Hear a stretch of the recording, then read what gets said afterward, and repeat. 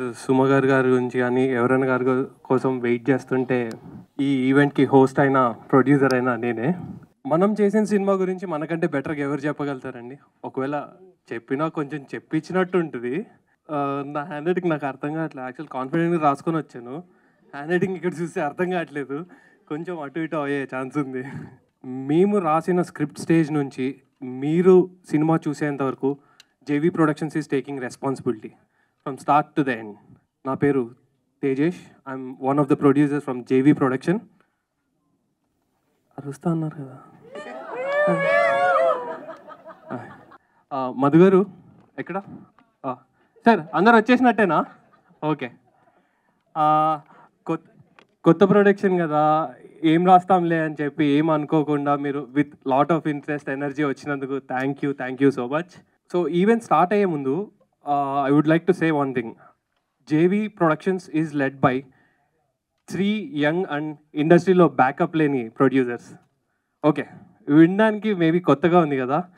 మేము చేయబోయే ప్రతి ఒక్కటి అలానే కొత్తగా అండ్ బౌండరీస్ లేకుండా ఉంటాయి. సో బేసిక్గా సినిమా చేయడానికే సినిమా చేద్దామని చెప్పి ఎక్కువ స్ట్రెస్ అవుట్ అవుతుంటే మేమందరూ కూర్చొని సినిమా చేద్దామనే ఆలోచనకే ఎక్కువ స్ట్రెస్ అయ్యి చచ్చిపోయే వాళ్ళు కొంచెం చిల్గా కొంచెం క్యాజువల్గా ఉండి 2 సినిమాలు ఎక్కువ చేద్దాం అనుకున్నాం. So that's why we want to keep this press meet very casual and మీరు ఏమనుకోకండి. We want to keep it is as casual as we can.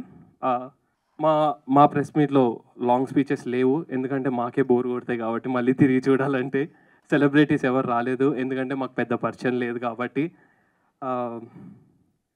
But ఇది మన ఫస్ట్ ప్రెస్ ఈవెంట్.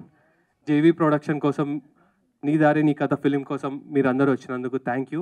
మన ప్రొడక్షన్ గురించి కానీ మూవీ గురించి కానీ there is no other person better the Umesh. ఇంగ్లీష్లో రాయిద్దని చెప్పమ్మా, రావట్లేదు ఇక్కడ. నేను ముందే చెప్పాను అంత తెలుగులో రాయమని చెప్పమని.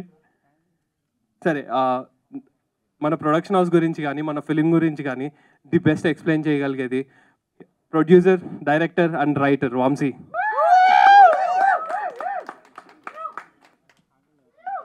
హలో అండి, నా పేరు వంశీ జొన్నలగడ్డ. సిద్ధు జొన్నలగడ్డ నా బ్రదరా అని అడుగుతారు, కాదు అని చెప్తాను క్లారిటీ కోసం. నాకు అతనికి ఏం సంబంధం లేదు. సో తిన్న అన్నట్టు direction production okay, but writing అయితే సోలో క్రెడిట్ నాది కాదు. నాతో పాటు కో-రైట్ చేసింది మురళి, అక్కడే ఉన్నాడు. సో నేను జస్ట్ యుఎస్ నుంచి, న్యూయార్క్ ఫిల్మ్ అకాడమీ నుంచి డిగ్రీ ఒక చేతిలో, ఈ స్క్రిప్ట్ని ఇంగ్లీష్లో రాసి ఒక చేతిలో పట్టుకొని ఇక్కడికి వచ్చా. బట్ అసలు దీన్ని తెలుగులోకి ట్రాన్స్లేట్ చేసి ప్రాపర్గా మన ఆడియన్స్కి రిలేటబుల్గా రాసింది మాత్రం మన మురళినే. న్యూయార్క్ ఫిల్మ్ అకాడమీ అంటే అక్కడ ఫిల్మ్ ప్రొడక్షన్లో టాపర్వే కదా, highest package of the decade వదులుకొని ఇక్కడికి ఎందుకు వచ్చారు? బాగానే సార్ మనది clean new certificate cinema. So Hi everybody, this is Harshita. I'm one of the producers from JV Productions and I was very lucky to have experienced that kind of music in person through this film. Telugu. Sorry, in the announcement video lo koncham practice chesi. Sorry. So, yeah, mana cinema lo tracks, background score anta kuda ee orchestra ni record chesaru. It's called the Budapest Scoring Orchestra and veello record chesina first Indian cinema ide. And mana scores anta kuda they were composed by an Italian composer Alberto. Ee music mixing anta kuda LA lo jarigindandi. Sound mixer peru John Witt Chapin. Ayin peru mana everki teliyadu kaani ayin chesina cinemalanni manam choose untamo. To name a few: Transformers, Lion King, and Black Panther. Em anukokandi, first cinema kada, most exciting ga feel avutunnaru ma team anta. యాక్చువల్గా అసలు orchestral music అంటే ఎలా ఉంటుంది, సినిమాకి వచ్చి చూడమని చెప్పినా వినిపిస్తాం కన్నా కూడా లైవ్ ఎక్స్పీరియన్స్ ఇస్తేనే ఆడియన్స్కి అర్థమవుతుందని we actually did an event at Nexus mall. That event is in collaboration with A R Rahman's foundation, the Sunshine orchestra. ఇప్పుడు బుడాపెస్ట్లో మ్యూజికల్ చూపించారు కదా, అంటే ఆరోహణ చాలా బాగుంది. ముందు 2, తర్వాత 3, తర్వాత 4 ఇలా మ్యూజిక్, ఆ మ్యూజిక్ సెన్స్, మ్యూజిక్ మీదే సినిమా కదా. ఈ మ్యూజిక్ మీద గతంలో ఏఆర్ రెహమాన్ గారు కూడా చాలా 199 స్టోరీస్ తీశారు, అంతకుముందు కూడా కొన్ని వచ్చినాయి. ఇందులో మీరేంటి కొత్తగా ఏం చెప్తున్నారు? ఆ మ్యూజిషియన్ అనేసరికి కొంచెం ప్రజలకి ఆడియన్స్కి రీచ్ అవుతుందా లేదా అని ఒక డౌట్ కూడా ఉంటుంది. మీ ధైర్యం ఏంటి ఇందులో? అంటే మ్యూజిక్ అనేది జస్ట్ ఒక ఎలిమెంట్ మేము వాడింది. ఒక కథ అనేది ప్రతి ఒక్కళ్ళ కథ ఇది. ఒక లక్ష్యం కోసం వెళ్తున్నప్పుడు అడ్డంకులు వచ్చినప్పుడు ఆగుతామా వెళ్తామా అనేది. దాన్ని చెప్పడానికి మ్యూజిక్ అనేది మేము తీసుకున్నాం పాత్రగా. ఇప్పుడు మ్యూజిక్ తీసేసి మీరు కుకింగ్ అన్నా, మీ విషయంలో జర్నలిజం అన్నా ఏం పెట్టినా కూడా స్టోరీ స్టిల్ సేమ్. సో చూసిన వాళ్ళకి రిలేట్ అవుతారు అనేది మా నమ్మకం ఏంటంటే it's not about music but rather that ఆ జర్నీ, ఆ స్టోరీ అనేది. అయితే ఇప్పుడు విదేశాల్లో సినిమాలు మ్యూజిక్ కానీ బ్యాక్గ్రౌండ్ కానీ చాలా స్మాల్, అంటే చిన్నగా ఉండి డిస్టర్బెన్స్ చేయకుండా సౌండ్ పొల్యూషన్ లేకుండా ఉంటాయి. మీరు ఈ సినిమాకి అలాంటి ఏమైనా జాగ్రత్తలు తీసుకున్నారా? లేదంటే లేదు మామూలు ఇండియన్ సినిమాల్లో ఉండే రణగుణ ధ్వనులు ఏమైనా ఉన్నాయా? అంటే అసలు మ్యూజిక్ మేము చూస్ చేసిన హోల్ పాయింటే అది. ఈ గోల అనేది కాకుండా అసలు మ్యూజిక్తో కూడా ఇమోషన్స్ని ఒక మనిషి ఎంత ఫీల్ అవ్వగలుగుతారు అనే సైడ్ నుంచి రాసిందనమాట. సో మ్యూజిక్ కూడా ఇప్పుడు మీరు ఇందాక విన్నారు, అవి యాక్చువల్లీ మీరు విన్నవన్నీ సినిమాలో నుంచి ట్రాక్స్ అనమాట. So then even if there కొంచెం అప్బీట్గా ఉన్నా they get you to feel a certain emotion. So అలా తీసుకొని చేసింది అంతా. జస్ట్ మీకు ఎక్కడ నాయిస్ ఉండదు and it's all more music sound అనమాట. బిఫోర్ ఒక ఏదో వీడియో చూసాం, ఇండస్ట్రీకి రావడం అంటే తప్పు అన్నట్టుగా, ఏదో జస్ట్ ఆ సెన్స్ వచ్చినట్టుగా ఏదో అనిపించింది నాకు. ఏమన్నా ప్రచారానికి ప్రమోషన్కి ఏమైనా తీశారు? అది ఏదండి? ఇండస్ట్రీకి రావడం కరెక్టా కాదా అని డైల్మాలో ఉన్నట్టుగా ఒక వీడియో ఒకటి అంతకుముందు చేసినట్టున్నారు మీరు, ప్రమోషన్ వీడియో. ప్రెస్ ఇన్వైట్ అంటున్నారా? అది ఏం లేదండి, it's all in good humour. రావాలా వద్దా అని ఇల్ ఇంటెన్షన్ లేదు దానిలో. అంటే we're already in it అండి. ఇంకా I don't think we're in a place to decide, oh, do we want to do it, do we not want to do it. Of course, we're in for it, the good or the bad, we're here.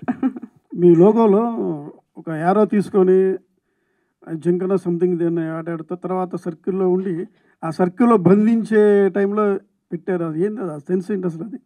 అది thanks అండి ఆ question అడిగినందుకు. Vamsi, so basically logo కూడా ఒక story ఉంది, అదే కదా. So అది depicts the multiple forms of communication. So సెంటర్లో ఉండే archer is a cave painting which is the earliest known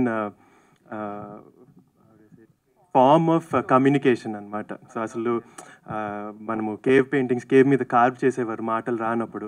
so అలాగా కమ్యూనికేషన్ అనేది స్టార్ట్ అయింది. దాని నుంచి బయట ఉన్నది యాంఫీ థియేటర్ సీటింగ్ అనమాట. సో కమ్యూనికేషన్ అనేది అలా ప్రోగ్రెస్ అయింది మీడియా అని. అటు నుంచి final form is the film. So దానికి ఉన్న స్టోరీ అది. Hello, congrats to all of you. The way you have presented yourself is very innovative, very new. First of all, nee kadare nee katha. Is it everybody's story or any individual story? ప్రతి ఒక్కళ్ళి కదా అది. And ఆ సినిమాలో not necessarily ఇప్పుడు మా లీడ్ని తీసుకుంటే తన కథే అందరూ రిలేట్ అవుతారని ఏం లేదు. ప్రతి ఒక్క పాత్రకి ఎవరో ఒకళ్ళు కనెక్ట్ అవుతారు. బికాజ్ ఆ సినిమాలో అందరు స్టోరీస్ అందరు లైఫ్లో. ఇందాక నలుగురు హీరోలు అంటూ ఇంట్రడ్యూస్ చేశారు బయట లోపలికి వస్తున్నప్పుడు. ఆ నలుగురు హీరోల సంయుక్తమైన కథ, లేకపోతే it is everybody any individuals స్టోరీయా? వెదర్ సార్, లైక్ ఫ్రెండ్స్ అందరం కలిసి మా జర్నీ. లైక్ ఇప్పుడు ఇండివిజువల్గా వి కాంట్ గో ఫార్. ఈరోజు మేము whoever it is, like నేను ఈరోజు ఈ స్టేజ్ మీద ఇక్కడ దాకా ఫస్ట్ స్టెప్ కన్నా రాగలిగానంటే it's because of my friends. So అలా ఫ్రెండ్స్ ఎంత major part of our life అని చెప్పడానికి. అంటే director, your the director Jonnalagadda. Yes. Your JB Jonnalagadda. మీరు దానికి వెళ్ళేటట్టయితే దానికి సంబంధం లేదండి, నేను దాన్ని జాయింట్ వెంచర్ అంటాను. Okay okay okay. అంటే ఈ ఎన్ఆర్ఐస్ ముఖ్యంగా ఫారిన్ నుంచి వచ్చి అక్కడ కొలాబరేషన్తో చేస్తున్న వాళ్ళకి I see lot of passion in you all. చాలా ప్యాషనెట్గా కనిపించారు. అయితే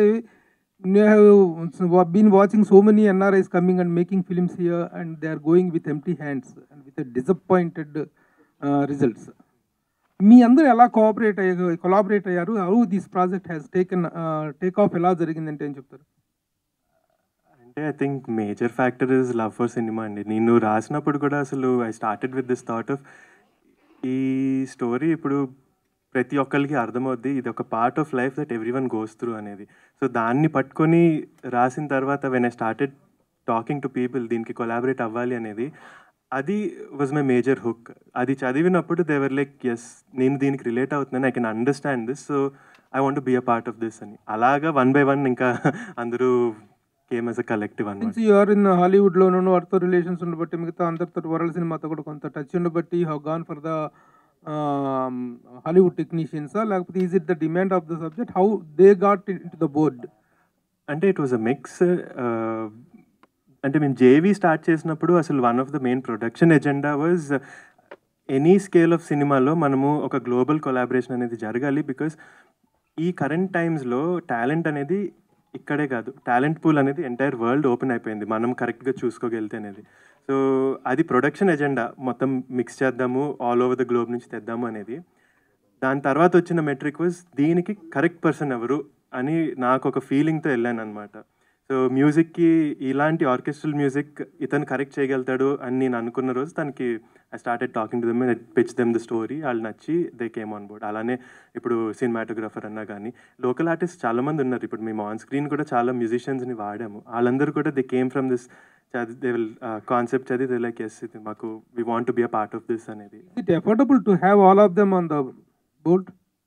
actually yes, and that was the whole agenda. It's అందరూ అనుకుంటారు ఇప్పుడు అరే ఇంటర్నేషనల్ వెళ్ళాలి అంటే అసలు క్రోర్స్ డంప్ చేయాలి అనేది, బట్ ఇట్స్ యాక్చువల్లీ నాట్.